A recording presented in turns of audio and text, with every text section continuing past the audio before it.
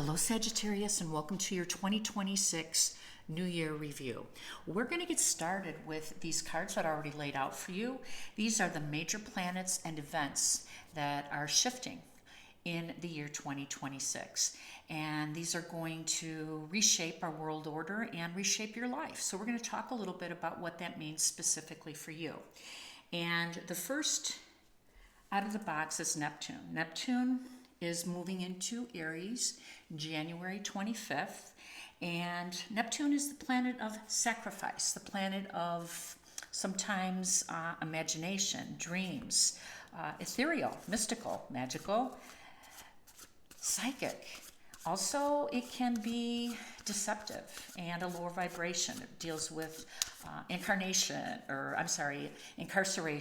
and addiction. So, it has definitely a higher expression and a shadow one, as every other planet does. So we're going to talk a little bit about that. So let's see what type of guidance and messages we're going to get from our prepared tarot for Sagittarius for 2020-26 and the sign and planet of Neptune. All right, so we have the Ace of Cups, Seven of Swords, and the Four of Pentacles.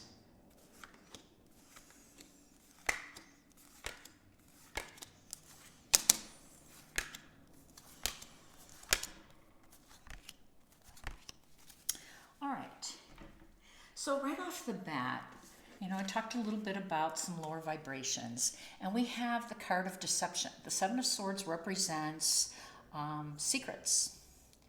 Someone's deceiving you. Someone's helping themselves to something. Someone's, someone's kind of doing something illegal, because incarceration. So there's this element around you during this phase with Neptune. Now, it must be known that this is a 14-year transit, so this is not a quick reveal. Like in January, all of this is happening. It is not. These are generational planets. They take a very long time to make a complete revolution.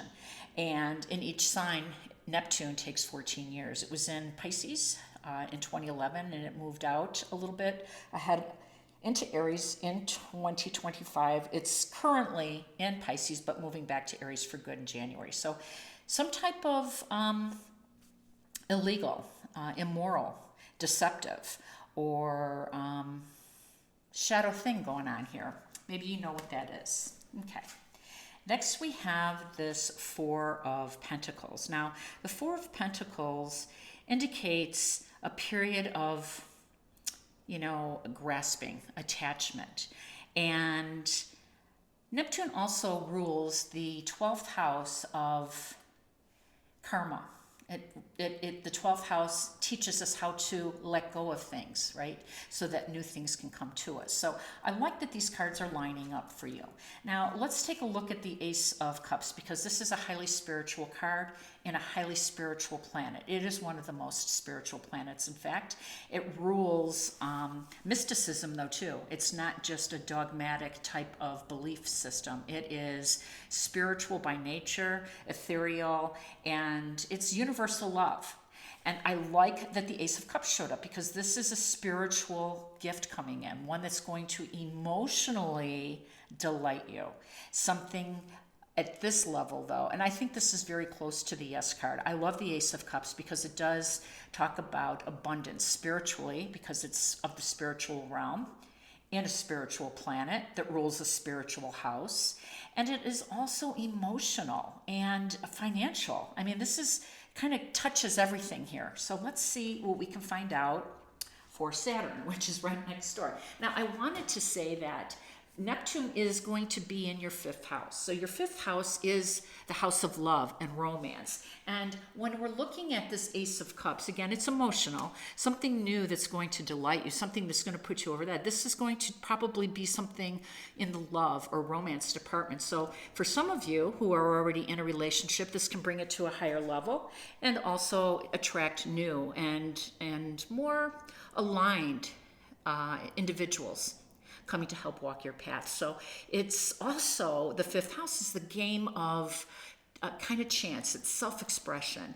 And honestly, I love that this is going to be in your fifth house, because you, Sagittarius, are a sign of self-expression. You're adventurous, you're exuberant, you're optimistic. Your ruler is Jupiter, who embodies all of those attributes. So too do you. So the fifth house is a really good matchup for you.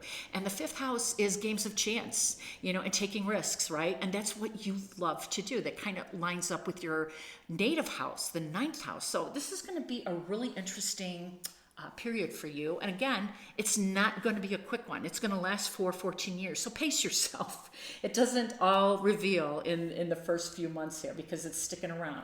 Now let's take a look at the Saturn energy. Saturn is definitely the Lord of karma, more disciplined, less fun, but more work. And so that means that, there's some success coming your way, because that's what Saturn's job is, to set you up, to help build, to put some boundaries up, and to set you up for success. So this is all very good news. Now, he's about truth. He doesn't fool, or he doesn't, deal with foolish behavior so much. So there's going to be a balance, of this fun, entertaining, love, romance, the flights of love and fun take you away, because Saturn's going to pull you back down to earth. But it's going to be a good mix. It's going to be a good balance for you, I think.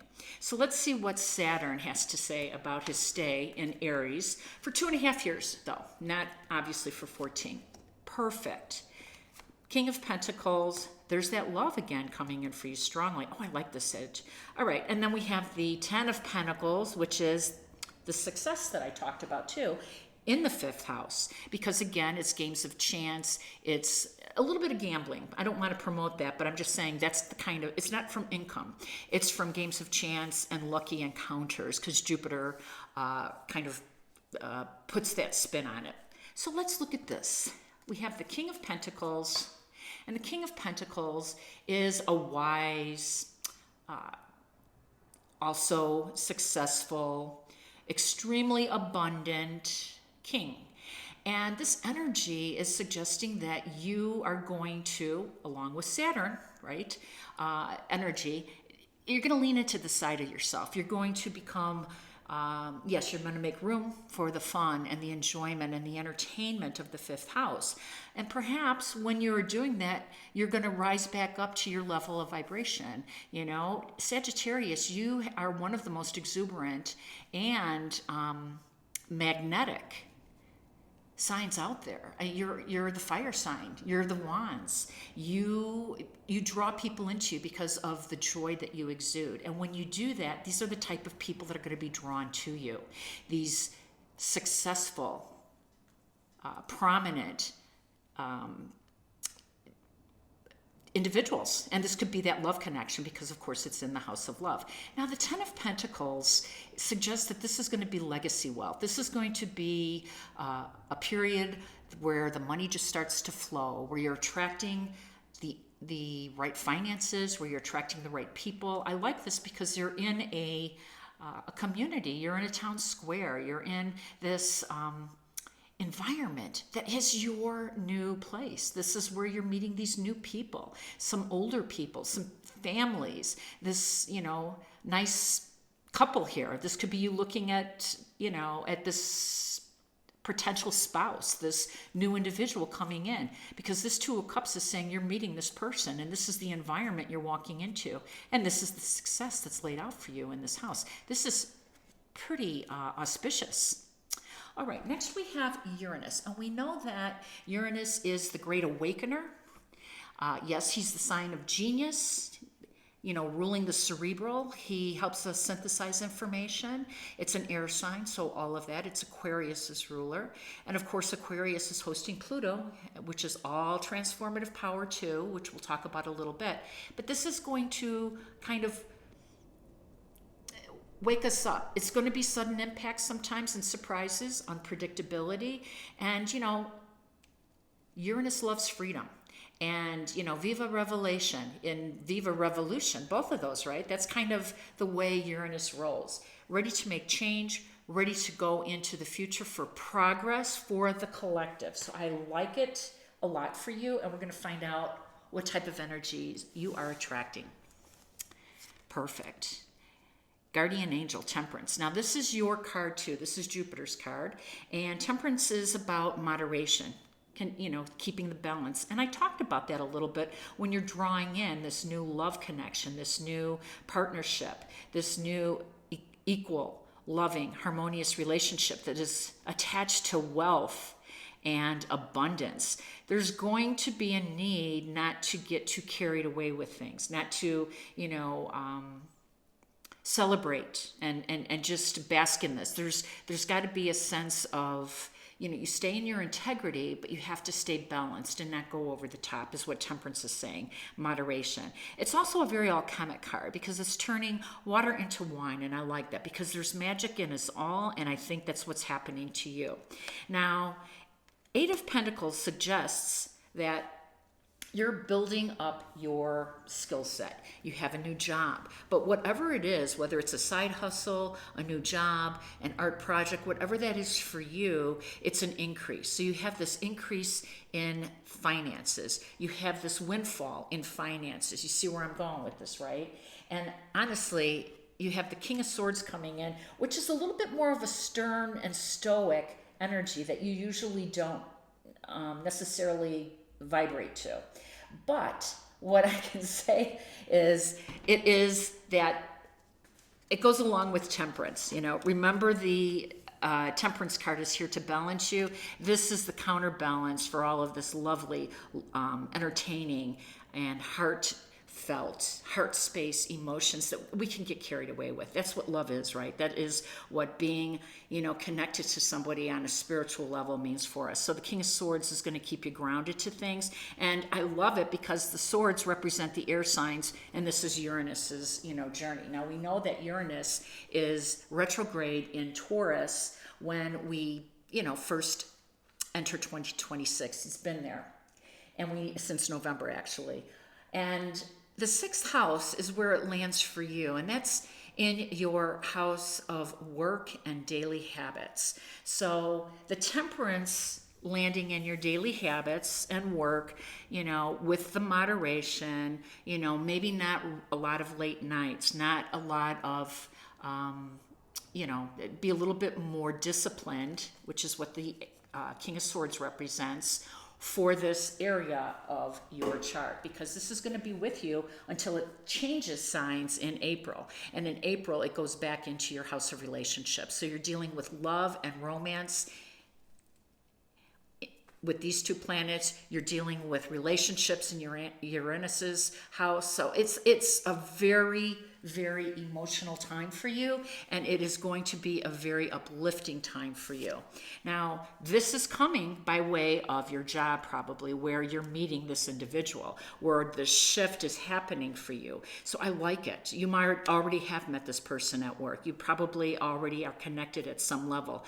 And if so, that just means that you're just going to move that to a higher expression. That's all it means. So we have the North Node and the South Node over here, and the North Node is our life purpose. It's where we should be moving towards, and of course the South Node is our debt, our life's debt, all of the things that we need to reconcile, the things that we need to close out, the things that we need to pay. There's consequences, right? And the things that we need to release, because we don't want it to turn into karmic energy where we're carrying this around. So let's look at what this means for you. Now, the North Node right now is in Pisces, and the South Node is in Virgo. And that's really a different type of vibe, what's going on. It is more of a surreal type of mystical vibe, because of course that's Neptunian power, and it's about universal love. And Virgo, of course, is about being analytical and disciplined and work and organization, and so it's moving to Aquarius, and moving to Leo. Now, interesting, Aquarius, of course, his ruler is Uranus. So you see the synergy that's happening here. And this is going to be in July. The end of July, we have these nodes changing. And there's going to be some subsequent eclipses that are going to highlight and review the areas for each of us. And what I'm going to tell you is that this is going to be happening in your third house of daily life, daily routines, and your ninth house of adventure and travel. This is your house. This is your native house, Sagittarius. So I like where this north node is going because it's leading you to your life's purpose. It's leading you to your destiny. So the first thing we look at is the Page of Cups coming in with an introduction, showing you how this new change is going to help shape your journey. We have the Seven of Wands and we have the Six of Swords. Now I'm going to go ahead and reveal these cards because these energies are on an axis and they work together. First house, seventh house, third house, ninth house. There's your energy. Knight of Wands, Five of Pentacles, and the Hermit. Okay, so let's go ahead and talk about your energy first here. The Knight of Wands is you're ready to go. You're ready to make the necessary sacrifices, is what Neptune brings into this mix. You're ready to surrender the things that no longer serve, and you're ready to move on with the Six of Swords. Now listen, the Wands here, the Seven of Wands, is you protecting, your integrity. You're protecting your mission. You're protecting your destiny. And I like that because you're listening, you're tuned in to this ninth house. Now, don't forget that your native house, the ninth house where the north node is for you, is also a highly religious house. It's a philosophical house. And this goes along really well with Neptune. Neptune is one of the most spiritual planets, and the ninth house is one of the most spiritual houses outside of the 12th house associated with Neptune. So there is a big shift in the way that you're looking at this world, and you're ready. You've learned your lessons, and you're ready to move on. Now, this Knight of Wands is leading the charge, your energy, and it's saying that you're going to be done with this energy, this solo energy that you've been embarked on. Now, I think that when we're in a period of solitude, it's because we're protecting, right? We're protecting our peace. We're protecting our magic mission.